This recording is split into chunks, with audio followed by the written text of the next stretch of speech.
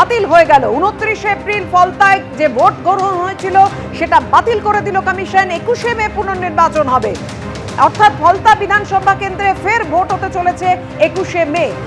24 মে counting. ফলতায় 29 এপ্রিলের vote বাতিল হয়ে গেল। কথা বলবো, আমাদের সঙ্গে রয়েছেন আমাদের প্রতিনিধি অতনু হালদার। অতনু, কি কারণে এই বেনজির সিদ্ধান্ত নিল নির্বাচন কমিশন?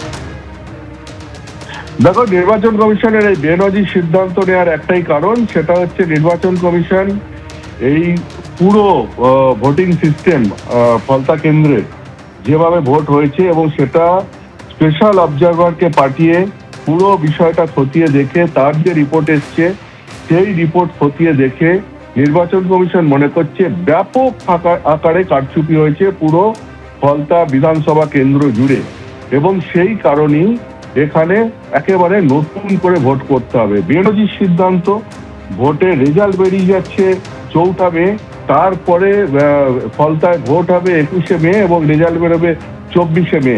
অর্থাৎ 4 মে 293টা বিধানসভা কেন্দ্রের ফল বেরোবে, 294টা নয়। 294 নম্বর বিধানসভা কেন্দ্রের ফল বেরোবে 24 মে, 4 মে ঠিক 20 দিন পর। সেই নজিরবিহীন সিদ্ধান্ত কেন নিতে হলো? যেটা নির্বাচন কমিশনের তরফ থেকে দাবি করা হচ্ছে, রিপোর্ট দিয়ে বলা হচ্ছে, সেটা হচ্ছে নির্বাচন কমিশনের কাছে বিভিন্ন অভিযোগ আসে, বিভিন্ন রাজনৈতিক দলের কাছ থেকে অভিযোগ আসে এবং নানাভাবে তাদের কাছে অভিযোগ আসে, এবং তারপর তারা স্পেশাল অবজারভারের নেতৃত্বে একটা এনকোয়ারি কমিটি তৈরি করে তারা পুরো বিষয়টা খতিয়ে দেখার জন্য স্পেশাল অবজারভারকে পাঠান, এবং তারপর তারা পুরো বিষয়টা খতিয়ে দেখে রিপোর্ট দিয়েছেন। যে রিপোর্ট তারা দিয়েছেন তাতে দেখা যাচ্ছে যে ফলতা বিধানসভা কেন্দ্রের যে মোট 285টা বুথ, তাতে বুথের নম্বর ধরে ধরে তারা বলছেন যে 68টা বুথে তারা দেখছেন রীতিমতো অনিয়ম বেনিয়ম হয়েছে, এবং নির্বাচন কমিশনের বক্তব্য হচ্ছে 60টা বুথে কারচুপি হয়েছে, যেটা টোটাল ফলতা বিধানসভার যত বুথ সেই বুথের 21%। কোনো জায়গায় যদি 10%-এর বেশি বুথে কারচুপির অভিযোগ ওঠে এবং তার কোনো প্রাথমিক ভিত্তি পাওয়া যায়, সেখানে পুনর্নির্বাচনের সিদ্ধান্ত নির্বাচন কমিশন খতিয়ে দেখে।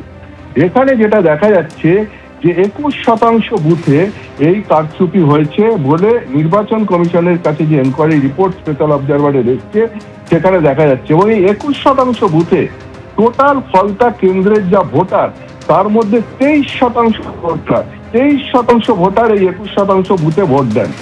এবং সেই সঙ্গে সঙ্গে যেটা আরো দেখা যাচ্ছে, যেটা রিপোর্টে বলা হচ্ছে, যে অন্যান্য ফলতা বিধানসভা কেন্দ্রের যে বুথগুলো রয়েছে সেখানেও এই 7টা বুথ যেখানে কারচুপি হয়েছে ধরা পড়েছে রিপোর্টে, সেই বুথগুলোতে, এই 7টা বুথ ছাড়া বাকি বুথগুলোতেও কারচুপি হয়েছে কিনা সেটা বোঝা যাচ্ছে না, কিন্তু কারচুপি হয়নি এটাও নিশ্চিতভাবে বলা যাচ্ছে না।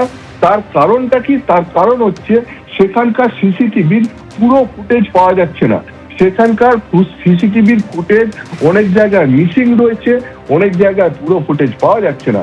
যেটা মূলত বলা হচ্ছে যে এই ফলতা বিধানসভা কেন্দ্রে অভিযোগটা কি? অভিযোগটা হচ্ছে ইভিএম মেশিনে টেপ লাগিয়ে দেওয়া হয়েছিল, নির্দিষ্ট পলিটিক্যাল পার্টির বোতাম চিহ্নিত করতে টেপ লাগিয়ে দেওয়া হয়েছিল, কোথাও আতর লাগিয়ে দেওয়া হয়েছিল, কোথাও বুথে ভোটারদের ঢুকতে বাধা দেওয়া হয়েছে, কোথাও বুথের ভেতর অবাঞ্ছিত পার্টি ক্যাডারদের ঘন ঘন আনাগোনা লক্ষ্য করা গেছে, এবং সেই সঙ্গে সঙ্গে দেখা যাচ্ছে যে একই লোক বারবার ছাপ্পা ভোট দিতে ভেতরে ঢুকছে বেরোচ্ছে। শুধু তাই নয়, থার্ড পোলিং অফিসার বলা হচ্ছে রিপোর্টে, থার্ড পোলিং অফিসারকে দেখা যাচ্ছে তিনি ভোটিং কম্পার্টমেন্টের মধ্যে ভোটারদের নিয়ে গিয়ে ঢুকে ইনস্ট্রাকশন দিচ্ছেন।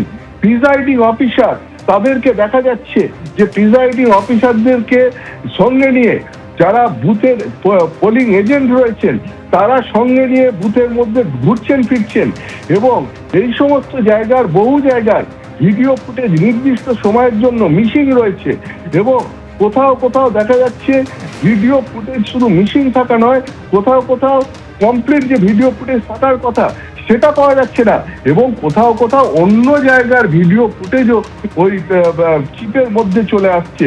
মানে এমনকি বলা হচ্ছে বিহার ভোটের ভিডিও ফুটেজ ওই চিপের মধ্যে চলে আসছে। মানে সব কিছু দেখে যেটা নির্বাচন কমিশন মনে করছে যে এখানে ভোটে ব্যাপক আকারে কারচুপি হয়েছে, যে কারচুপি ধরা পড়েছে তার বাইরেও কারচুপি হয়েছে বলে আশঙ্কা করা হচ্ছে। ফলে এখানে শুধুমাত্র কয়েকটা বুথে পুনর্নির্বাচন করে ভোটের প্রকৃত রেজাল্ট পাওয়া সম্ভব নয়। সেই জন্য পুরোপুরি পুনর্নির্বাচনের সিদ্ধান্ত নির্বাচন কমিশনের তরফ থেকে এই স্পেশাল অবজারভারের রিপোর্ট খতিয়ে দেখে নেওয়া হয়েছে যে ফলতা কেন্দ্রে পুরো পুনর্নির্বাচন হবে ভোটের রেজাল্ট বেরিয়ে যাওয়ার কয়েকদিন পর। এবিপি আনন্দ, এগিয়ে থাকে, এগিয়ে রাখে।